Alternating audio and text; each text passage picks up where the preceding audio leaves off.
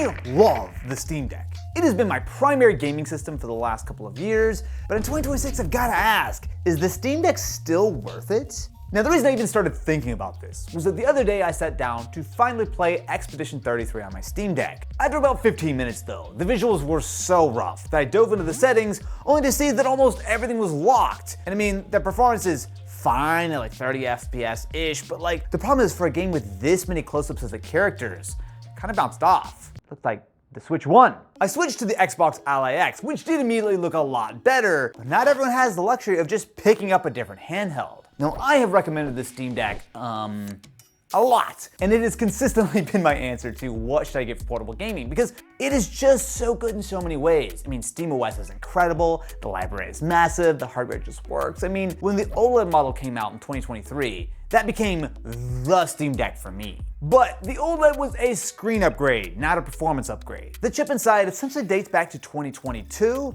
It's just shrunk down to be a little bit more efficient and with slightly faster memory on the OLED. Now this was just fine back when it launched, but 2026, it's really starting to show its age. And it's not just the performance that makes it hard to recommend. Even if you wanted to buy one right now, the Steam Deck OLED is straight up out of stock in the US. Valve has confirmed the reason as, quote, "The OLED is out of stock intermittently in some regions due to storage and memory shortages," aka thanks to the RAM crisis.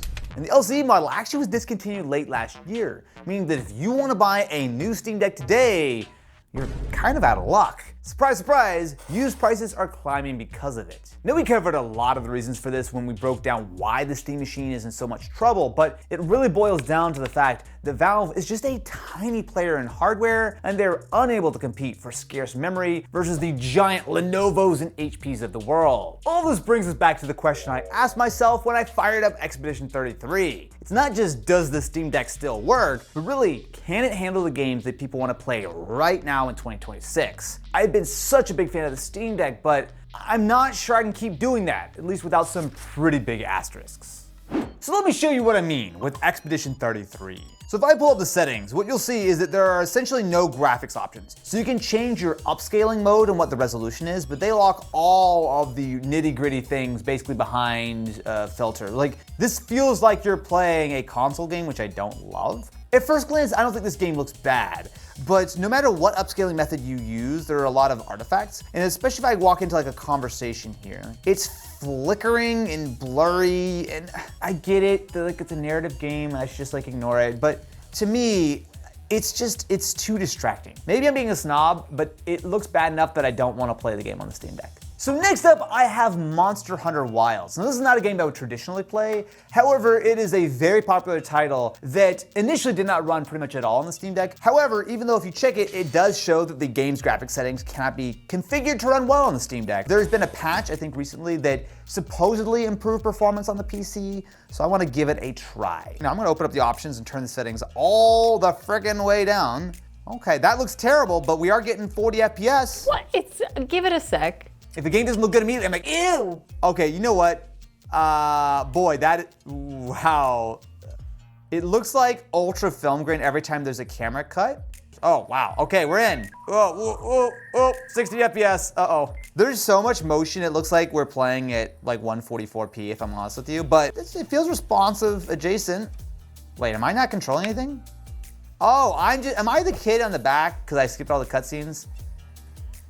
No, this is not it. I would say this is not a playable game. Next, we're going to play Indiana Jones and the Great Circle. Now this one actually has the opposite problem. So it shows that it is verified on Steam Deck. A lot of people say that even though this is verified, it actually runs really badly on the Steam Deck. So some of the complaints I saw on Reddit was that the game takes minutes to load sometimes, and that the performance goes from being kind of decent to hitting Chop Town very quickly. It's probably set to already work on the Steam Deck would be my guess. Yes, it is on Steam Deck settings, so I'm not gonna touch it. I feel like, yeah, you can definitely see the upscaling, but this does feel reasonable. Although, that is not a super consistent 30. I'm actually gonna go ahead and actually change that. Why is the FPS limit 1,000? I see why this is verified at first glance. This is pretty snappy from my perspective. You look at some of the other stuff we've been playing, and it's clear that it's pushing it too hard. Damn, all right, that looks pretty good. That looks pretty good. Should we go inside, or should we not spoil the movie? You've only had 50 years to watch it. Yeah. Another game is Black Myth Wukong. Now this is a terrific looking game and it has the exact same era as Monster Hunter. However, I have seen a number of people say that this game does run fine. I think the thing with the Steam Deck is, because it is essentially a PC, generally speaking, you can tweak and tune it to normally get something playable. Oh boy, that's not great. Oh, I'm seeing that's a less than 30 number. So the thing that I'm seeing right now is that a lot of games have a lot of motion. You can technically get 30 FPS, but because you have to use so much upscaling, the problem is that all that fast motion just makes everything look super grainy. It almost looks like an oil painting. That being said, the performance is not horrible. It bothers me less than Expedition 33, which feels weird to say. I don't know, it bothers me. Does it? Wait, now that I'm out of the cloud zone, I'm getting the 60, 70 FPS. This is 1000% playable. Why is this not playable? We could be talking about games all day long. I mean, there are a ton of other titles that I thought about trying, like Star Wars Outlaws, and the reason I actually bring that one up is that it is a game that runs great on the Switch 2 with ray tracing. Now, while plenty of people, myself included, complained about the $450 price point of the Switch 2 when it launched, it still absolutely outperforms the Steam Deck at $100 less, not even to mention the fact that the Switch 2 comes with a dock and Joy-Cons and everything. Like, look, I want to be clear. There are tons of games that run great on the Steam Deck. I mean, it put in over 100 hours of Baldur's Gate 3 on this thing, and it actually recently got a Linux port that actually helped performance even more. You got titles like Elden Ring and Hades 2. I mean, the list goes on and on and on. I mean, the back catalog is, for the most part, really impressive. The issue here, though, isn't what the Steam Deck can do today with games that are maybe a year or 2 years old. It's really about the future. Because as games get more and more demanding, the gap between what the deck can do and what people want to play is just getting wider and wider. And that's only half the problem. Because it's not just about performance anymore. There's a fairly substantial list of games that you literally can't play on the Steam Deck no matter what settings you use. And this list is getting longer, not shorter. There are the obvious ones like Fortnite, which is completely impossible to play unless you're running Windows on your Steam Deck, which you probably shouldn't be doing. I mean, to be fair, there are options to play games like Fortnite using something like GeForce Now, which did recently add a native Steam Deck version, and it works, but obviously all the normal caveats when it comes to cloud gaming apply. The bigger offender though is EA, as they've just rolled out their Javelin anti-cheat system, and it has essentially wiped out the entire catalog on SteamOS. Not only does Battlefield 6 not work, but Battlefield 5 and Battlefield 1, games that used to work just fine on the deck, completely stopped working when EA pushed Javelin updates to those older games. Same story across a lot of the EA Sports lineup. They much more care about the anti-cheat side of things than supporting the tiny player base on Steam Deck. Then there's Black Ops 7. You know, the game that we just used on the 12-year-old PS4? Well, it uses Activision's Ricochet anti-cheat system on PC, which straight up does not support SteamOS. Destiny 2, Bungie has explicitly said that they will ban you if you try to play through Proton. I mean, you can go down the list. Valorant, League, Riot's Vanguard absolutely hates the Steam Deck, and then there's GTA Online. Rockstar added BattlEye anti-cheat in late 2024, but they chose not to enable Linux support even though BattlEye itself actually supports it. This was bad enough that Valve actually started issuing refunds. Now, look, I get why this is happening. As popular as the Steam Deck is among enthusiasts, I mean, it's still a tiny fraction of the overall gaming market. If you're a developer deciding where to spend your budget, supporting SteamOS is kind of hard to justify when the overwhelming majority of your players are on Windows or PlayStation or Xbox. These aren't just evil companies trying to shut your Steam Deck down. I mean, they're making reasonable-ish business decisions, and while it doesn't make things less frustrating, I kind of get it, at least to a small degree. But here's the thing, we're not just talking about new games that are shipping without SteamOS support. We're talking about games that worked before that are getting broken by updates. Like, it's just not a good look. But what happens if you throw a whole lot of money at the problem? Well, let me introduce you to the Legion Go 2 running SteamOS. Now, the main selling point with this is really the extra performance. Now, obviously it has a nicer OLED and a few other things, but what makes this kind of unique is that this is one of the most powerful officially supported devices that is capable of running SteamOS. So last year, they announced the Legion Go S SteamOS edition, and I did an entire video on it. It gives you pretty much all the same functionality of the Steam Deck, just with a bigger screen and slightly more performance. The problem though with the Legion Go S is that while it's a little bit more powerful than the Steam Deck, it's not by a huge amount. However, that is not a problem with this, the Legion Go 2. Technically, this is actually the Windows version of the Legion Go 2 that we have put SteamOS on ourselves. However, the hardware is completely identical, so when this goes on sale in June, for a whopping $1,350, you should get this exact same experience. But my main question really isn't about the actual hardware. Is the performance good enough to take up some of the slack that the Steam Deck has left behind? A game like Monster Hunter theoretically should run much better here. It does still show that the Steam Deck is not supported, but it does show that it is compatible with SteamOS. Now, of course, extra performance is not going to help with games that have anti-cheat compatibility, but I actually will say that just this morning as I'm recording this video, I was reading an article that EA have put out a job listing to help bring the Javelin anti-cheat to not only Windows on ARM, but also to come up with a roadmap to support things such as SteamOS, which would be great. Depends on how long it's gonna take though. And wow, that's really bright. This screen is so good. Hang on, I gotta actually turn that down. Well, that's an encouraging sign.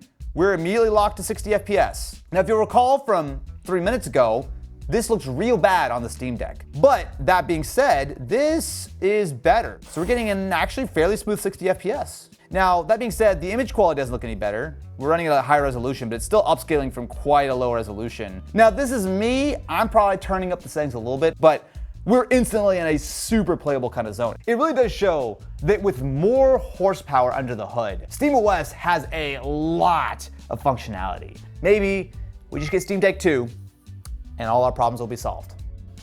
Please don't charge me $800 for it. So, is the Steam Deck still worth it in 2026? I mean, in my opinion, SteamOS is still the absolutely best handheld operating system, period. The way games sleep and resume, the controller-friendly interface, the lack of Windows drivers and update nonsense. I mean, as much progress as Microsoft has made with the Xbox Ally, they're still a ways away from what Valve have built here. Every time I use a Windows handheld, I come back to the sweet, warm embrace of the Steam Deck and breathe a happy sigh of relief. I'm home. Ow. That hurt. And to be fair, there are over 25,000 games that are verified or playable on Steam Deck. That is a massive library, and for a lot of games, whether they be ancient or stuff from the last few years, the deck is still a fantastic experience. But man, the cracks are getting real. It feels like games are really targeting the Xbox Series S and the Switch 2 as their minimum spec, and the Steam Deck just can't keep up. And with the anti-cheat situation, it means that a lot of the biggest games in the world are just straight up off limits. Here's the thing though, if you're like me and you already own a Steam Deck, what are your choices? I mean, there isn't this super clean upgrade beyond something like the much more expensive Legion Go 2. So if you had to buy something today, what should you actually get? Well, the Switch 2 at $450 does give you access to Nintendo's library and some actually pretty impressive third-party ports, but it's a very different ecosystem. Windows handhelds like the Xbox Ally is a little bit of a closer match, gives you huge compatibility, but the software experience is still kind of rough. I mean, you are making a bet that they continue to clean things up. Now, if you can find a Steam Deck OLED in stock, and that is a very big if right now, it is a great device for most people. If you're playing indie games, older titles, turn-based RPGs, I mean anything that doesn't push the hardware too hard, honestly it is still great. But if you're the person who wants to play the latest AAA games, not just today, but into the next couple of years, I kinda can't recommend the deck, at least without mentioning some of the big asterisks that come with it at this point. The Steam Deck was a big deal when it launched. It proved that gaming on Linux could work. It forced Microsoft to take handhelds seriously, and it kickstarted an entire category. SteamOS is genuinely one of my favorite things Valve has ever made, and I think it has a super bright future. But time waits for no one. And the deck in 2026 is really starting to feel like it is waiting for next generation. Next generation that doesn't have a release date, doesn't have a price, and probably won't show up until 2028? Later? For now, I am still using my Steam Deck. But for the first time, I am actively thinking about what's next. And I think that says a lot. If you want to know more about why the Steam Machine has been delayed or the state of Xbox in 2026, you can check out those videos here. And if you enjoyed, make sure to subscribe to the channel and ring that ding-a-ling button. Until next time, my friends, I hope that Gaben shows up to my front door and tries to drop off a shiny new Steam Deck. Any day now, he'll be hiding in my bushes.